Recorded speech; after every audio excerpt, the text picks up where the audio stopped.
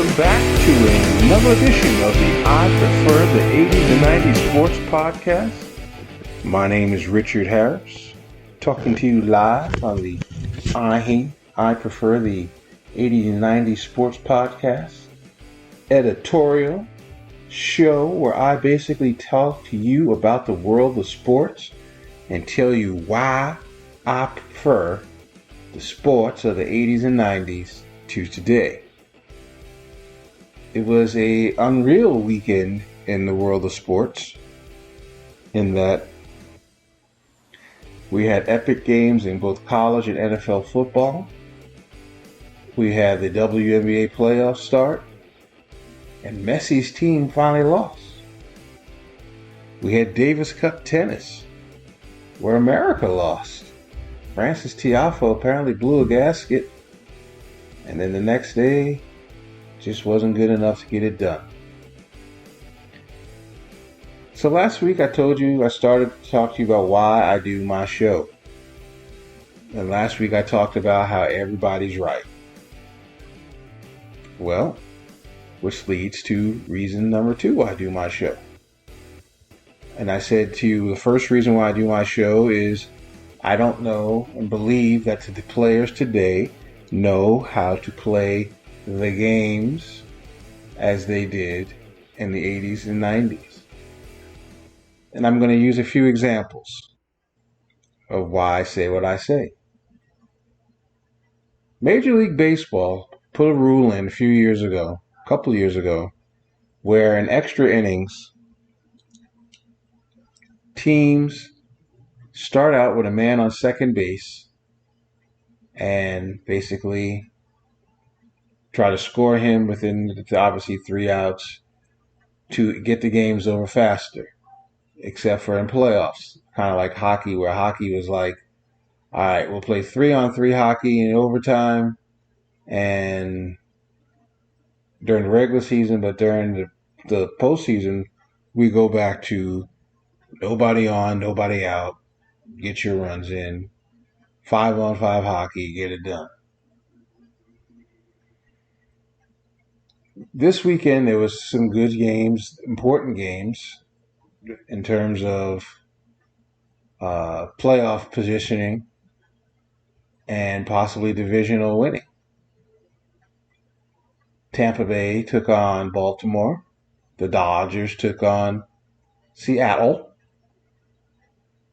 And essentially the Dodgers swept Seattle, and Tampa Bay and Baltimore, as they say, split.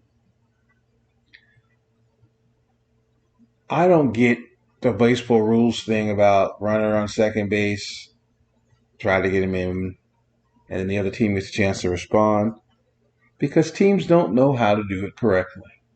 Teams refuse to bunt the man over to third and then hope to get a sac fly or hope to get a base hit and take the lead. Because really good teams, as I've said many times, I haven't said it on this show, but I've said the rule is foolish because the game should be played as is. And it's part of this culture of trying to get games over faster. Nobody cares if the games are long, dude. If it's an extra inning game, it's pretty intense, and I'm sure most people are stuck around to watch. Now, to be blunt and honest, have I ever stayed around for an extra inning game? No. I usually try to get out early because of traffic, and I usually get out early because I ain't got time to be stuck somewhere, and with my feet being as bad as they are, it hurts like heck to stand in a long line waiting for a shuttle. But in the 80s and 90s, they played the game the way the game was meant to be played. In extra innings, you get a man on base, you try to advance him, and you try to score him. Major League Baseball, no. It depends on what part of the lineup is coming up. Their plan is to swing away and hope and pray that you get that run in. Because if you don't, the team in the bottom of the inning is definitely going to do that. They're definitely going to bunt that guy to third base, get him to third base through hitting the ball to the right side of the infield, and try to win the game so you don't get another chance at it. Or some teams have guys who are base stealers. When they put them on second base, maybe they give them the green light to try to take third base. But back in the 80s, we didn't have that nonsense. And because of that, Baltimore was able to win yesterday on a sacrifice fly, defying Tampa's ability to become first place team.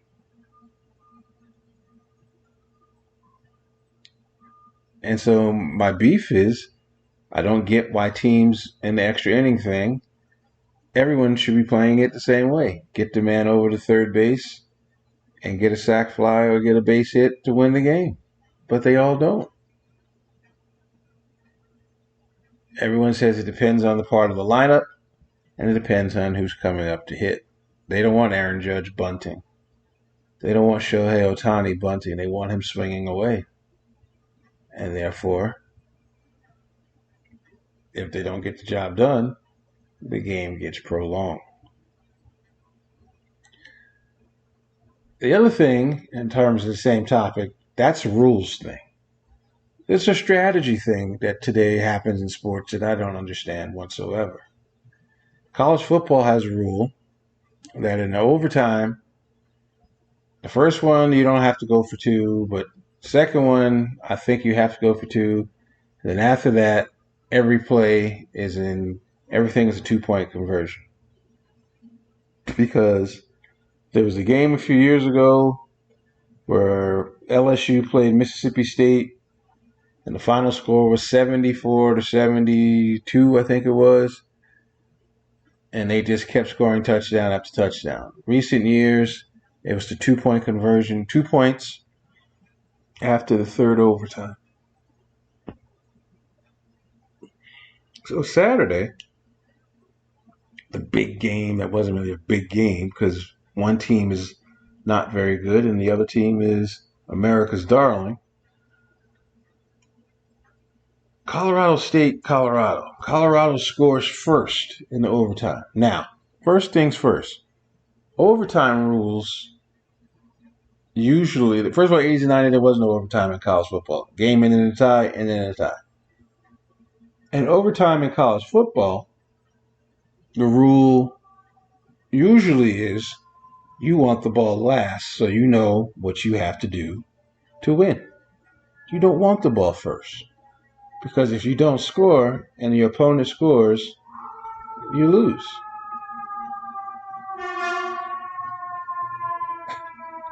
I'm telling you, every time I tell the truth about sports, it's either a cough or a siren outside my apartment. And I don't live in the front of the building. I live in the side of the building. And so I don't know why I hear it so loudly. I digress. So Colorado decides they won the toss. They decided they wanted the ball first. They got the ball first in overtime. They went backwards, then they went forwards, and they scored. Didn't go for two, kicked the extra point. They're up 7. Colorado State gets the ball. They score. And instead of going for the win, they decide to kick the extra point. My opinion, that's what I'm talking about in terms of they don't know how to play the game. And that's on the coach. Because the fact of the matter is, in that small space, they start at the 25-yard line. The likelihood of you stopping someone from 25 and in, unless you get a penalty, which happened in the second overtime, which we'll get to in a moment, the likelihood of you stopping a team, I would say, is about 65%. Of you stopping a team, I say it's 35%. 65% that team's going to score, especially if they have superior athletes, as Colorado does over Colorado State.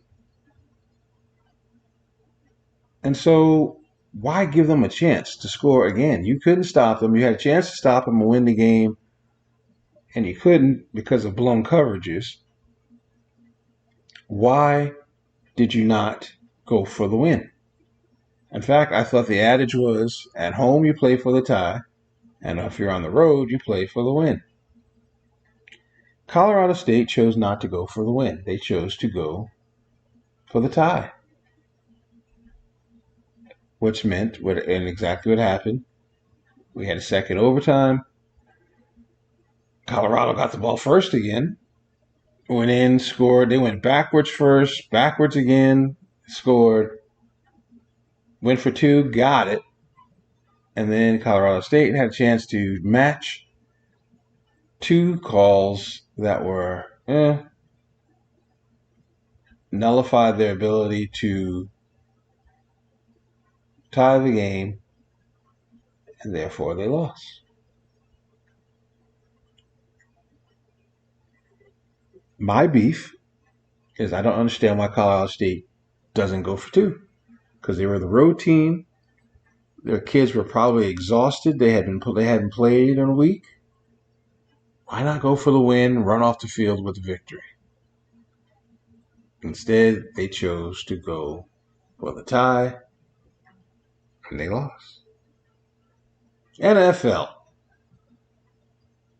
One of my two favorite teams, San Diego, Los Angeles Chargers. The Chargers have lost both games this season by 3 points or less because the decision-making of this coach is ridiculous. I don't understand this coach because the things that he does makes no sense.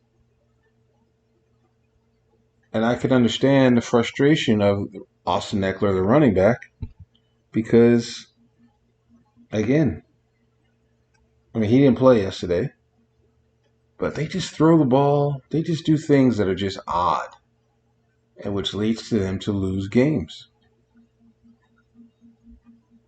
And football, nobody cares if you lose by 3 every week. The only people that care that you lose by 3 every week are the pundits who want to talk about how you should not have lost.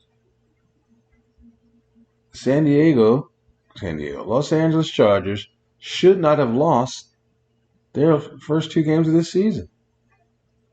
They have far superior talent on offense than Tennessee. Miami, not so much, but definitely Tennessee. And they can't seal the deal. Because when you think they should throw, they run. And when you think they should run, they throw. And then the type of plays they call, you go, why are you doing that play? The type of things they do doesn't make sense. And so, therefore, I deduce that they don't know how to play the game. This coach Staley believes that he is smarter than everybody on the planet, and he doesn't care what we think.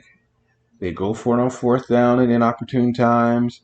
They throw it when they should run it in inopportune times. That's why I find sports exhilarating and frustrating at the same time, because people are getting paid $40 million a year to be a star.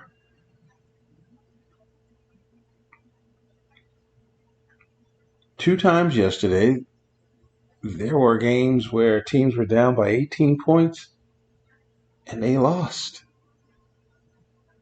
Teams were up by 18 points and they lost. That's coaching, folks. That's coaching. Telling his players how to play the game. The WNBA the other day. Team was up by 18. Up by 20. And it looked like it was going to be blowout city, and they lose by 10. That's coaching. That's not players. That's coaching.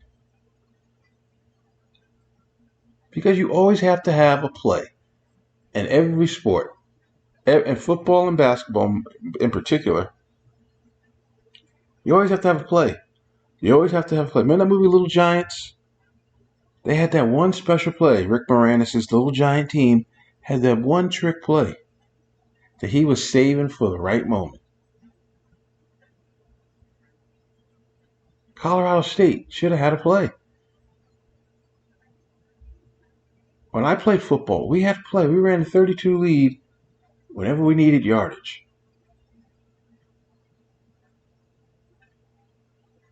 Everybody needs to have a play. In baseball, extra innings, you have to have a strategy.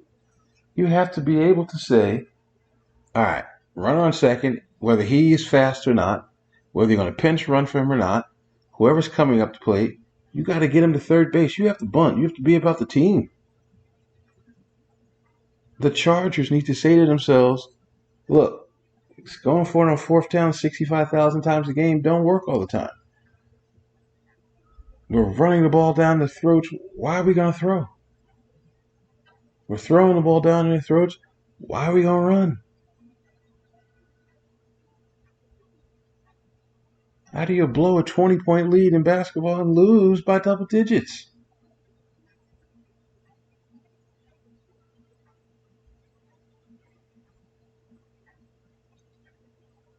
Every year people say things like, our season's motto is finish.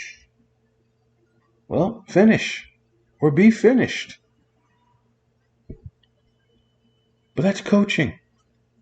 And that's the second reason why I do my show, because I don't understand the decisions that are being made today.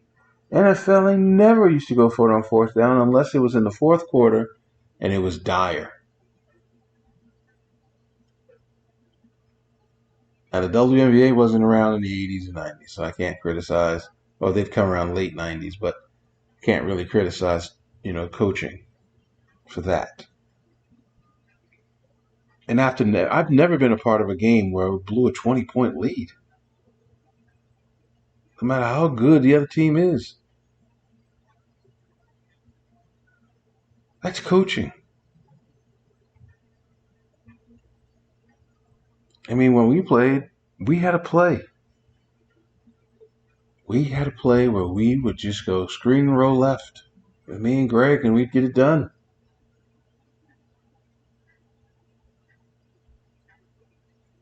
I blew a 10-point lead. That was because of bad free throw shooting.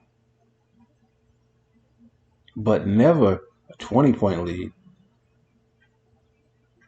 Because that makes me stammer. Because you're like, it's inexplicable.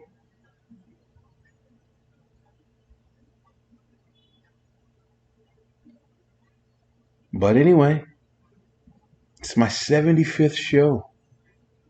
75. Let's go for 100. Because trust me, this sports world today gives me plenty of things to talk about.